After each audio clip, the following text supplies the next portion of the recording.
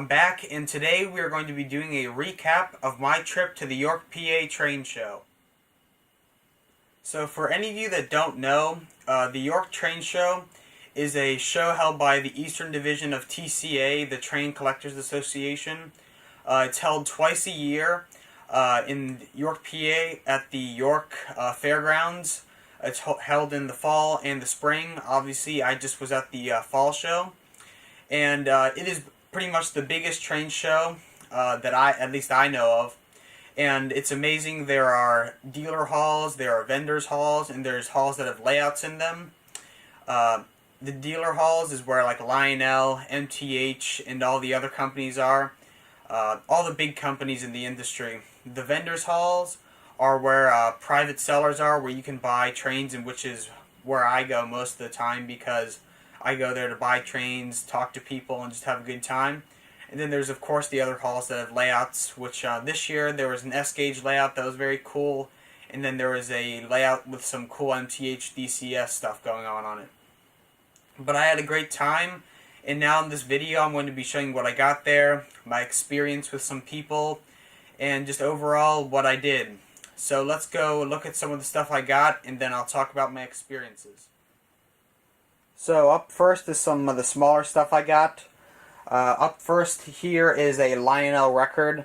Lionel produced records for some time. This is not my first Lionel record. I have another one that was produced to give you train sounds. So when you'd play it, you'd hear the whistle and the chugging and the horns of all the trains. And that was cool. This is not that kind of record. This just has songs on it. It has 2 songs, actually 4 songs, 2 per side. And it's pretty cool. I saw it for a really cheap price, and I decided to get it because you usually don't see these kind of Lionel records very often. So that was neat. In the back here, these I actually got from someone that I've bought a decent amount of items from before. If you know, I have actually 2 right-of-way transformers, and I bought both of those from the same guy. And I met him at York, and I got these trees from him as well. These are brand new in the package, never been opened, and they will be nice when I start scenicking the layout.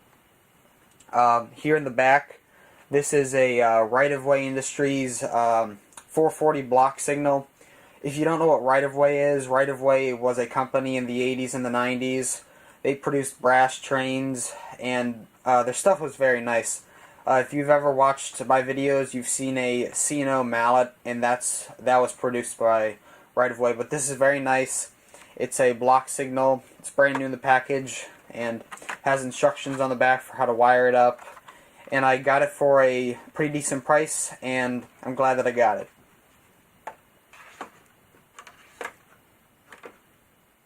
Up next is a pretty cool little item. This is a product that is produced in Czechoslovakia. This is a motorized Volkswagen truck. These were originally produced for MTH, but they were only done for about a year or so, and then the company started producing them for themselves. And I went to their booth, which was in the Orange Hall, and got to see all their cool products, which are very, very cool. All their stuff is European-based. But it can run, they can have it run on O-gauge track, which this item does, and all of their engines can run on O-gauge track and have Lionel-style knuckle couplers added to them. But this was just something that was cool. I'd always seen it, and I just thought I've always wanted one. So I saw it there, and I decided I might as well get one from the source. It also came with a cool box here, and then under this piece of paper here, there is a catalog and a pin or button. The company is called ETS, and this is just one of their catalogs. There's lots of stuff in it, and all of the items are very cool, and they are at a very decent price for being produced overseas and being handcrafted as well. Up next is this pamphlet, or just a sheet for Daily Electronics, or Daily, I don't know totally how to say it. But I just picked this up after seeing all the products at their stand. They produce lots of electronics such as turntable indexing system. They produce sound systems for air steam engines and diesels. They produce signal controllers, lots of also other sound systems just with a horn and bell, puffing mechanism to go with their sound systems, LED lighting, and lots of other things like E-units, and just lots of cool products. And it's a fairly decent price, a little expensive, but it's good nonetheless, and I'm glad that I picked up the pamphlet. Now let me move this signal, and this is a new item as well. This is a Lionel number 38 water tower. This is not an original post-war item. This is the Lionel remake from the 90s. But what's cool about this one is it has the water effect, so when this spout goes down, the water level will also go down and then come back up. And it's just a very cool item. I've always wanted one since I saw the video on TM Books and Videos, accessories video. And ever since then I've thought it was just such a cool design with the water going up and down, and the spout as well. So I saw it for a decent price and decided to get it. So I'm glad I have it now. So now let's go look at some of the bigger items that I got while I was at the York train show. So the first stuff I've got from the show is these Lionel Tin Flat cars. As you know, I have a couple of these. Here's one of them. They came in multiple different colors. There's this one that I've had, and then this one as well.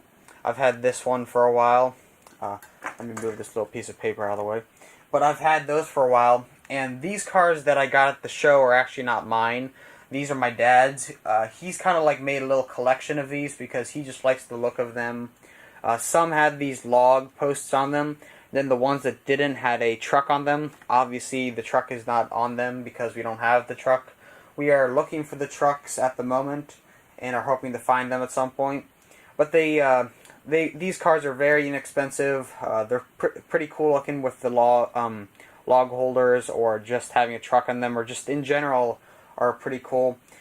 Some are in better shape. This one has a very nice paint job. This one's a little dirty. This red one has some chipping of the paint. And this orange one is an overall good car, just some dirt. But these are really nice cars, and again, these are not mine. These are my dad's. But we got them at a pretty good price, and my dad has now started a cool little collection of these cars. So now let's move on to the next batch of stuff I've got. So up next is this miscellaneous batch of freight cars. Up first is this die-cast B&O coal car. This was a reproduction of a pre-war car that was originally designed to be pulled behind the 700E Hudson from 1937, and this was reproduced to be pulled behind the 1990 remake of the 700E, which I have, so that's why I got this car. And it's amazing. It is all die-cast construction, both the shell and the trucks, so it is very heavy, and I found it for a very good price for a car that is die-cast, and that's why I got it. And it's also the fact that it goes with my 700E. Now let me roll these cars up. This car is a Lionel 3830 submarine car. This is an original post-war item. Nothing has been replaced on it. It is all original. I am so glad that I got this because I've always wanted one. It's so cool that the submarine can actually work underwater. You just crank up the motor and then it will start running. It will start to run, and you can put it in the water and it'll go around in like a tank or whatever you put it in. But it is a very cool car, and I'm glad that I got it. And it was at a very, very good price. Now, let me move this to the front here. This might just look like a Southern Pacific caboose, but what this actually is a command-controlled crew talk caboose. This has a TMCC board with crew talk inside, and what you do with this is you put it in a train with your command-controlled engine, so when you activate the crew talk on the engine, this caboose and the engine will communicate back and forth, and the caboose will say all clear back here, and then the engine in the front will say all clear outbound. Some other features are these are lighted green marker lights on the side. There is a red flashing light back here, which you cannot see, and then these couplers are operating, and there's also an interior light. But overall, this is a very good car, and I'm so glad that I got it because I've always wanted one because it's cool hearing them talk, the engine, the caboose talk together, and I also got it because it was just at a very good price. And that's one thing about York. Almost all the prices are very good. Obviously, not all of them. But in general, the prices are very good. And that's one thing I cannot get over about York, is that the prices are very good. And so are the people, which I will talk about in a little. But now, let's move on to another batch of stuff I've got. Up next are the sets of Lionel hoppers. The first set are Western Maryland open hoppers. And the second set is Norfolk and Western covered hoppers. Both are from Lionel. Both have die-cast sprung trucks. Both have a decent weight due to those trucks. And both have great detailing for their age. These are both these sets are from the 90s, so they don't have a ton of detail. But for their age, they're pretty good. And I'm glad that I picked them up. I kind of got them in a package deal from a gentleman that was selling a bunch of freight cars.